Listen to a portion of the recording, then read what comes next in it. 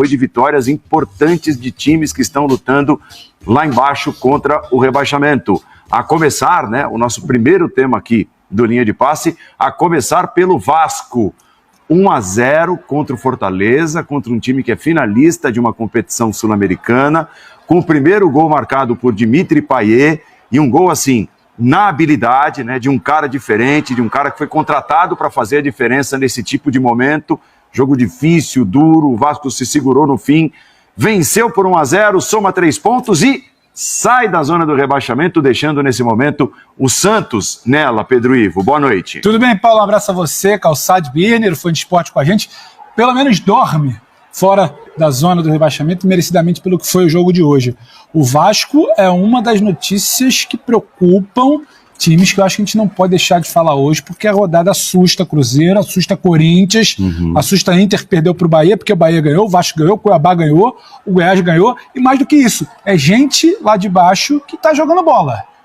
Então a gente precisa entender o que o Mano fez dessa pausa aí, se o Corinthians voltou a jogar bola, não jogava há muito tempo, fica o olho já aberto para amanhã, mas falando sobre o jogo do Vasco, um resultado muito interessante do Vasco. Não é a vitória em si, é você vencer do Fortaleza, vencer o Fortaleza, é vencer de um Fortaleza que tentou jogar, especialmente quando toma o gol ali. O final do jogo é quase que um ataque contra a defesa, o Vasco tentando se defender, escapando em poucos momentos ali contra o Fortaleza.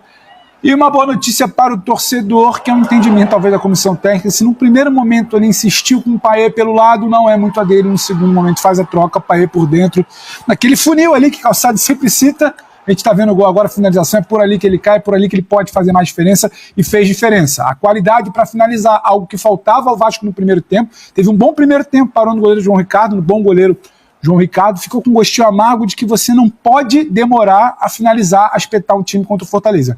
Início de segundo tempo resolve isso, o Payet é melhor posicionado, Vasco finaliza, faz 1-0, e aí é o Vasco valente, é um Vasco que compete, é um Vasco que, quando parecia que estava praticamente rebaixado, ele renasce porque compete, e agora compete jogando. Compete com a bola no pé, compete quando corrige seus erros dentro da partida, seja de finalização, seja de posicionamento, e hoje foi mais um exemplo disso.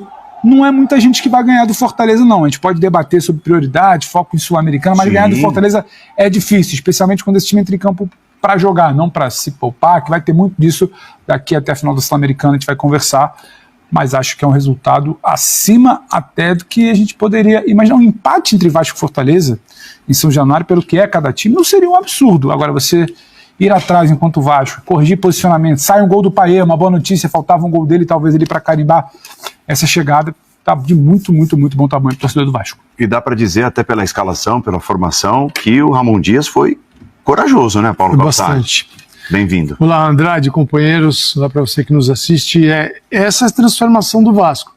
Uma coragem, mas uma coragem baseada também em nomes que sustentam, não é coragem, só coragem para ver o que acontece, você fica dependendo do aleatório. Sim. E não é um Vasco jogando no modo aleatório, é um Vasco que tem uma organização melhor, tem jogadores mais experientes, eles foram contratados, ganhou de um time muito difícil, que é o melhor time de segundo turno, está na final de uma competição internacional. Se você olhar os últimos 3 anos, há muito mais consistência no Fortaleza do que no Vasco. Opa! É muito mais. Né? A ponto do Fortaleza ano passado deixar o campeonato, deixou o Brasileirão rodando, foi se aventurar pela América do Sul, quando volta no segundo turno tem que se recuperar, e ele se recupera. E assim tem sido o Fortaleza no Voivoda. Então é uma baita vitória pelos 3 pontos, por saber jogar contra uma equipe muito difícil. Agora, a gente tem na tabela do campeonato, tem quase uma certeza. Dificilmente, para não acontecer o que eu vou dizer agora, tem que pegar o Cuiabá, que é o 10º, e o Cuiabá tem que sair da 10ª posição e ser rebaixado.